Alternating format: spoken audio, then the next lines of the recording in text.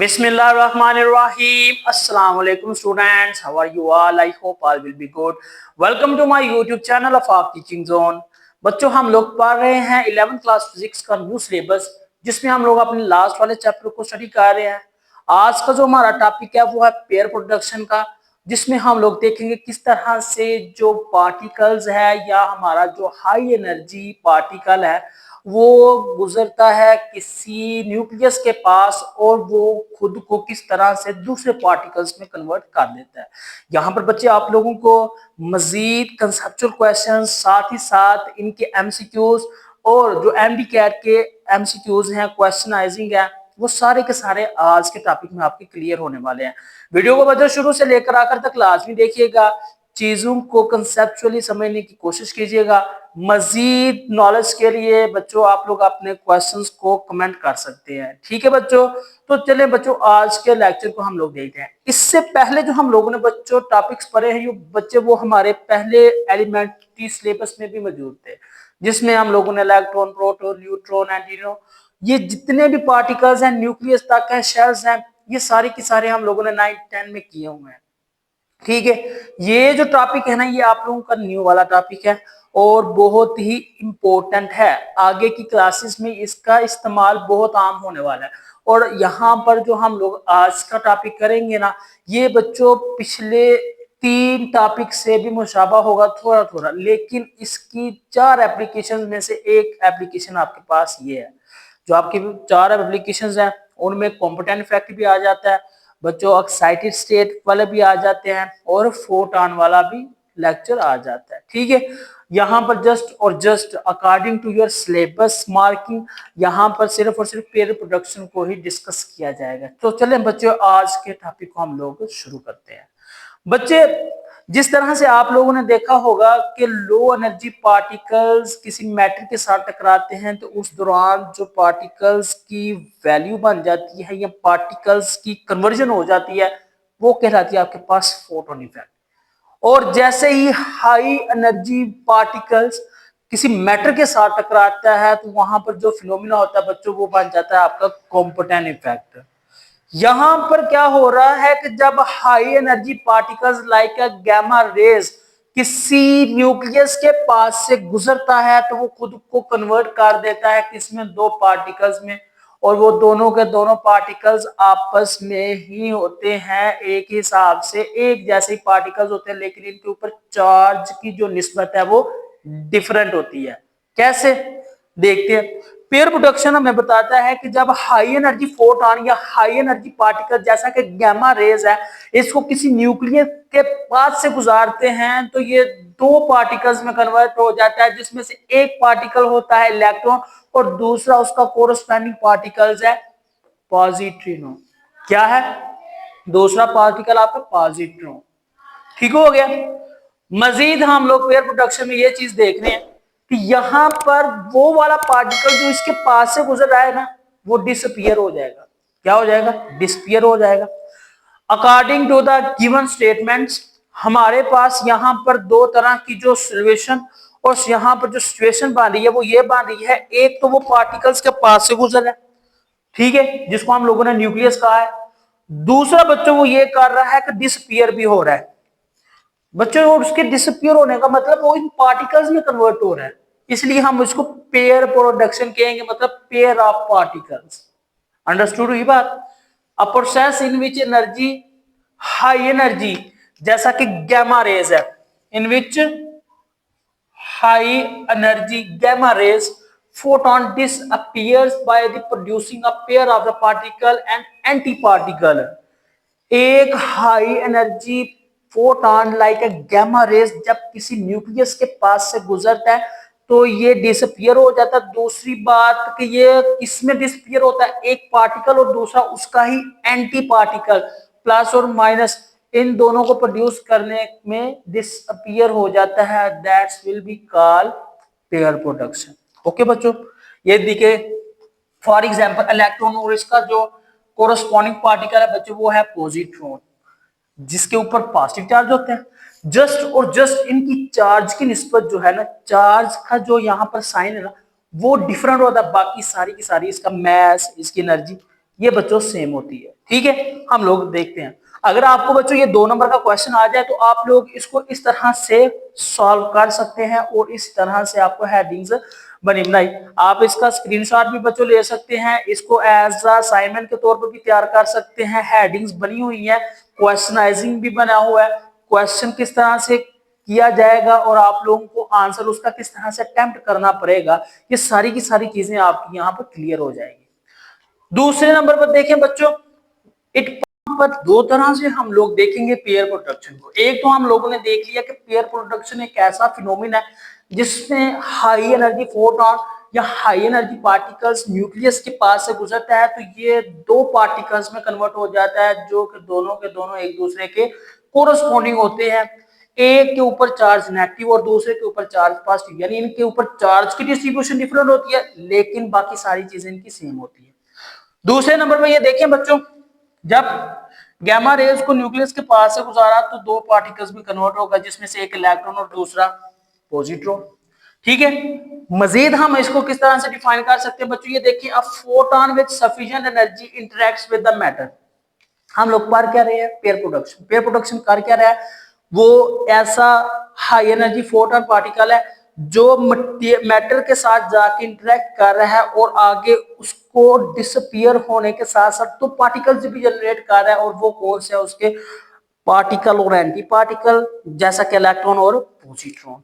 और यहां पर देखिए, यहां पर बिल्कुल सेम वही चीज है कि जिसमें transfer of energy into electron and positron, जो हाई एनर्जी फोटॉन होगा वो अपनी एनर्जी किन में कन्वर्ट करेगा, इक्वली तौर पर इलेक्ट्रॉन और पॉजिट्रॉन में।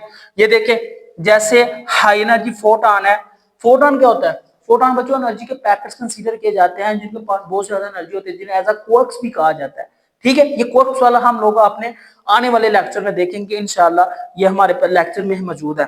ठीक है, पॉजिट्रॉन यानी फोटॉन को जब हम लोग हाई एनर्जी वाला जो फोटॉन है इसको न्यूक्लियस के साथ इंटरेक्ट करवाएंगे तो यहाँ पर 2 तरह की प्रोडक्शन होगी। एक तो होगा हमारे पास इलेक्ट्रॉन और एक होगा उसका ही एंटी पार्टिकल मतलब पॉजिट्रॉन।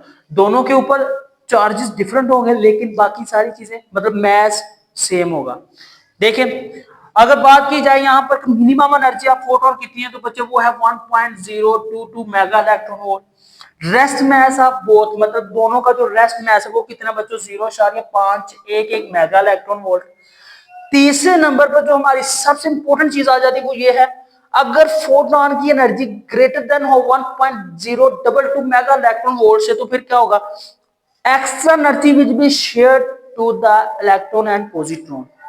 अगर एनर्जी की मिकदार ज्यादा है किससे, इस वाली वैल्यू से, तो वो जो ज्यादा एनर्जी एग्जिस्ट कर रही है वहां पर वो दोबारा से क्या होगी, यहां पर इन दोनों में कन्वर्ट हो जाएगी और कुछ एनर्जी काइनेटिक एनर्जी की शक्ल में भी होगी जो न्यूक्लियस को मजीद फॉरवर्डली मूव करवाने के लिए काफी होगी। ठीक हो गया बच्चों। मजीद हम लोग देखते हैं जो पेयर प्रोडक्शन में असल हकीकत है वो क्या है। पेयर प्रोडक्शन बच्चों सारे के सारे लॉस ओबे करते हैं, मतलब कोई भी लॉ की वायलेशन नहीं होती। मोमेंटम के हिसाब से भी मतलब law of conservation of momentum, law of conservation of energy, law of conservation of charge, ये सारे के सारे चार्ज सारे सारे लॉस को ओबे करते हैं। ठीक हो गया। साथ ही साथ बच्चों इसके हेडिंग्स भी बनी हुई है, ये आप लोग 2 नंबर का क्वेश्चन अगर आ जाए तो आप इस तरह से अटेम्प्ट कर सकते हैं इसको कि आप डेफिनेशन और उसमें जो रिएक्शन है उनको अटेम्प्ट करके, साथ ही ये कुछ मखसूस चीजें हैं इस टॉपिक की बड़ी ही अहम है। एमसीक्यूज के तौर पर भी ये पूछ सकते हैं कि मिनिमम एनर्जी ऑफ फोटॉन कितनी है पेयर प्रोडक्शन में। साथ ही ये भी पूछ सकते हैं कि रेस्ट मैस ऑफ जो इलेक्ट्रॉन और पॉजिट्रॉन है वो कितना है। अगर फोटॉन की एनर्जी ज्यादा हो, मतलब आपके कंसेप्चुअली क्वेश्चन भी यहाँ पर क्लियर हो रहे हैं, आपके एमसीक्यूज एमपीकैट के भी यहाँ पर क्लियर हो रहे हैं। साथ ही साथ आप लोगों की जो प्रिपरेशन के टॉपिक्स हैं, जो असाइनमेंट टॉपिक्स हैं, जो इनकी हेडिंग्स है वो भी यहाँ पर क्लियर हो रही है। अंडरस्टूड है। मजीद आगे देखते हैं एंटी पार्टिकल क्या है। जैसा कि बच्चों हम लोगों ने अभी अभी देखा है कि जब हाई एनर्जी फोटॉन न्यूक्लियस के पास से गुजरता है तो ये डिस्पियर हो जाता है 2 पार्टिकल्स को मजीद बनाने में, और वो कौन से हैं, एक तो आपके पास इलेक्ट्रॉन और दूसरा है आपके पास positron. All the particles have its corresponding anti particles. Clear है ये कंसेप्ट। दूसरे number positron is anti particle of electron, ये भी क्लियर हो गया। In 1928, Paul Dirac proposed the existence of the positron. ये तो पहले समझा जा रहा था ना इसके जो दो पार्टिकल्स, लेकिन इसकी हकीकत में जो एग्जिस्टेंस थी वो किसने की थी? Paul Dirac. बच्चों इसका ये जो पॉल डिरैक बंदा है ना, इसकी जो सबसे ज्यादा इस्तेमाल होने वाली इक्वेशंस है पॉल डिरैक नोटेशन है, और साथ ही साथ इसका जो ज्यादातर अमल दरामद है ये क्वांटम में बहुत ज्यादा है। जब आप लोग बड़ी क्लासेस में जाएंगे ना तो इसका क्वांटम में देखेंगे पॉल डिरैक नोटेशन के नाम से एक बड़ी ही फेमस इक्वेशंस भी बनी हुई है। इन सबको आप लोग बड़ी क्लासेस में देखेंगे। यहाँ पर जस्ट हम लोग इसकी पोजीशन के बारे में देख रहे हैं कि इसकी पोजीशन को जिस बंदे ने एग्जिस्ट किया था वो था पॉल डिरैक इस सन में 1928 में। ठीक हो गया। It has the same mass, जैसा कि मैंने पहले बताया था कि मैस इसका सेम है as electron and equal to mass of positron but opposite charge on it. But लेकिन इनके ऊपर जो चार्ज की कंसंट्रेशन है वो डिफरेंट होती है। अंडरस्टूड हो गया। आगे है बच्चों materialisation of energy. Materialisation of energy क्या होती है? बच्चों जो आपके पास मटेरियलाइजेशन ऑफ एनर्जी होती है असल में वो हाई एनर्जी फोटोन का किसी मैटर के साथ इंटरेक्शन है। मैटर के साथ जब वो इंटरेक्ट करेगा according to the Einstein equation E is equal to mc square, कि किस तरह से एनर्जी और मैस आपस में इंटर कन्वर्ट हो सकते हैं।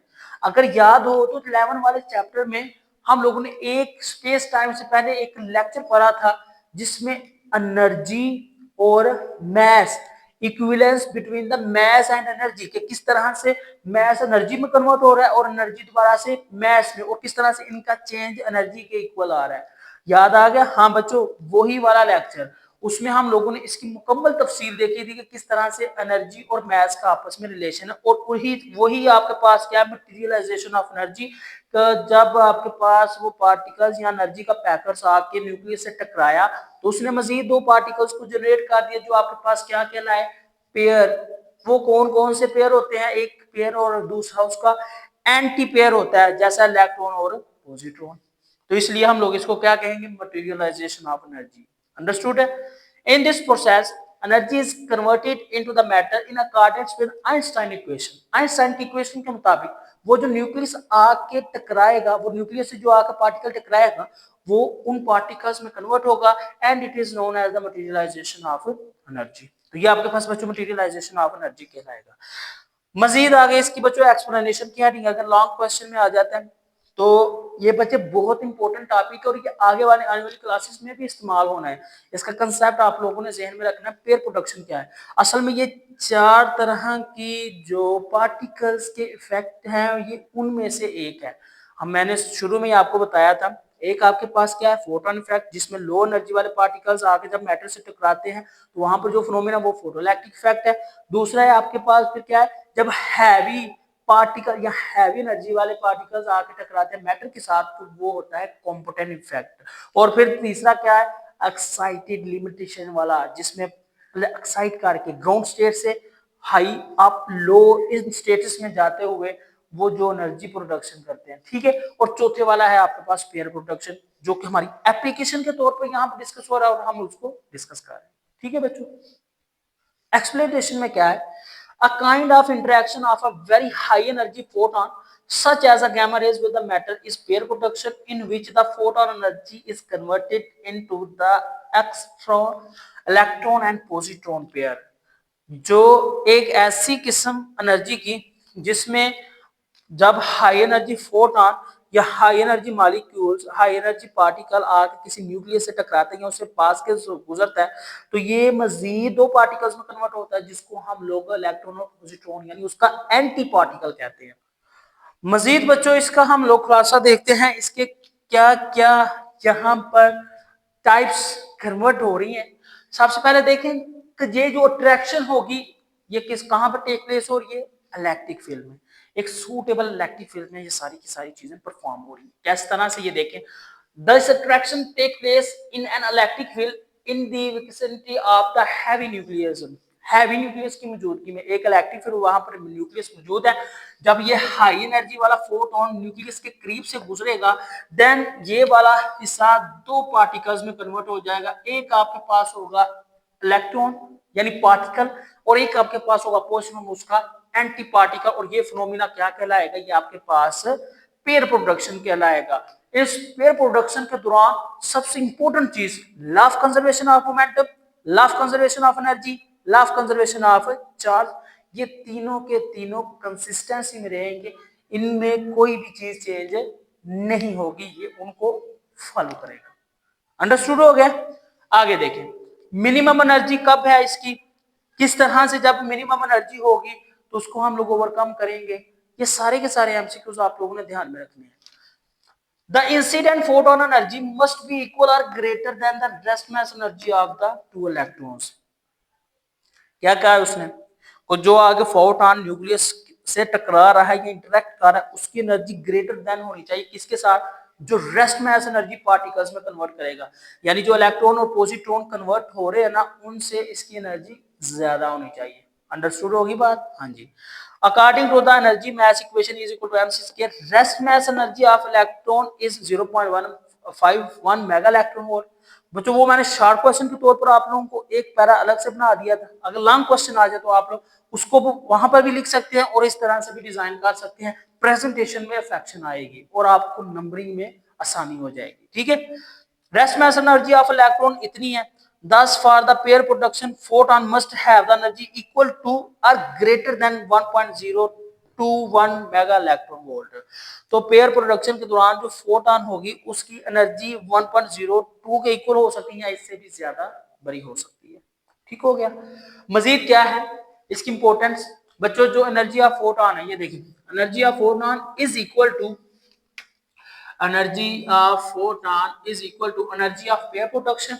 जी हाँ, एनर्जी ऑफ पेयर प्रोडक्शन है ना, वो हाई फोटॉन एनर्जी न्यूक्लियस के पास से गुजरा है और वो किस में कन्वर्ट हो गया है, पेयर प्रोडक्शन में कन्वर्ट हुआ है, मतलब इलेक्ट्रॉन और पॉजिट्रॉन में। साथ ही साथ उसमें कुछ काइनेटिक एनर्जी भी वहां पर मौजूद है, उनकी आपस में मोशन की वजह से वहां पर कुछ काइनेटिक एनर्जी जो मजीद न्यूक्लियस को आगे की तरफ फॉरवर्डली मूव करवाने के लिए जरूरी होगा। तो इसका फार्मूला हम किस तरह से एलोबरेट कर सकते हैं, ये देखें। ये बच्चों आपके पास हाई एनर्जी फोटॉन है, ठीक है, और ये साथ साथ उसकी फ्रीक्वेंसी, इन दोनों का combination is equal to m nought C square, मतलब एम नॉट सी स्क्वायर मैस, जिस तरह से मैस एनर्जी इक्वेशन को हम लोग इस्तेमाल करते हुए जैसे हमने लास्ट वाले चैप्टर में देखा था equivalence between the mass and energy, ये बच्चों वो वाली चीज है एम नॉट सी स्क्वायर प्लस एम नॉट सी स्क्वायर, क्योंकि दोनों का सिर्फ और सिर्फ चार्ज डिफरेंट है, बाकी सारी चीजें सेम है, तो ये दोनों सेम होंगे। प्लस काइनेटिक एनर्जी किसकी, kinetic energy of electron different है, kinetic energy of proton positron उसकी एनर्जी से। तो यहाँ पर जो फार्मूला आपके पास जनरेट होगा 2m नॉट सी square plus kinetic energy electron की प्लस काइनेटिक एनर्जी पॉजिट्रॉन की। समझ आ गई, ठीक हो गया बच्चे। ये आप लोगों का क्वेश्चन है एक, why two particles are consider there, यहाँ पर दो ही पार्टिकल्स को हम लोग कंसीडर क्यों कर रहे हैं, एक को क्यों नहीं कर सकते। अगर बच्चों हम लोग दो पार्टिकल्स की जगह एक पार्टिकल को कंसीडर करते हैं that's will violate the law of conservation of energy, तो ये law of conservation of energy को वायलेट करेगा, मतलब वहां पर उसकी इक्विवेलेंसी को सही से नहीं बताएगा, लिहाजा हम लोग दो पार्टिकल्स कंसीडर करते हैं। अंडरस्टूड है। दूसरा question, why we need nucleus, हमें न्यूक्लियस की क्यों जरूरत होती है। हमने बच्चों एक चीज पढ़ी है मोमेंटम, क्या है मोमेंटम, जिसमें बहुत बड़ी एनर्जी बहुत छोटी एनर्जी में कन्वर्ट हो जाती है, उसको हम लोग मोमेंटम का नाम देते हैं, इंपल्स का नाम भी देते हैं, ठीक है। इंपल्स और मोमेंटम आप लोगों ने पहले पढ़ा हुआ है, ठीक हो गया। In pair production for any energy photon a nucleus is required to conserve the momentum, किसी भी पेयर प्रोडक्शन के दौरान या इस तरह के फिनोमिना के दौरान आपके पास जो सबसे इंपॉर्टेंट चीज होती है वो है उस चीज का, या यहाँ पर आप लोगों का रिएक्शन प्रोसीड हो रहा है उसके न्यूक्लियस का मोमेंटम को कंजर्व रखना, और जब वो मोमेंटम को कंजर्व रखेगा तो वहां पर जो होने वाले फिनोमिना है वो सारे कंसिस्टेंसी के साथ पजीर हो गए। तो ये था बच्चे आज का आपका छोटा सा बहुत ही आसान समझने वाला पेयर प्रोडक्शन, जिसमें हम लोगों ने इसकी सारी साथ इसकी एमसीक्यूज, इसकी वैल्यूज और साथ साथ इसकी इक्वेशंस को भी देखा। आई होप आप लोगों को अंडरस्टैंडिंग होगी। मजीद किसी भी क्वेश्चन के लिए कमेंट लाजमी कीजिएगा। अभी तक आप लोगों ने हमारे चैनल को सब्सक्राइब नहीं किया तो इसको लाजमी सब्सक्राइब कर दीजिएगा, लाइक कमेंट और शेयर करना मत भूलिएगा, ताकि इस चैनल की जितनी भी एजुकेशनल वीडियोस हैं वो आप तक पहले पहुंची जा सके। मुझे दे इजाजत, इंशाअल्लाह नेक्स्ट लेक्चर में हम लोग इसकी एनिहिलेशन करेंगे, तब तक के लिए अपना ख्याल रखिएगा। अल्लाह हाफिज।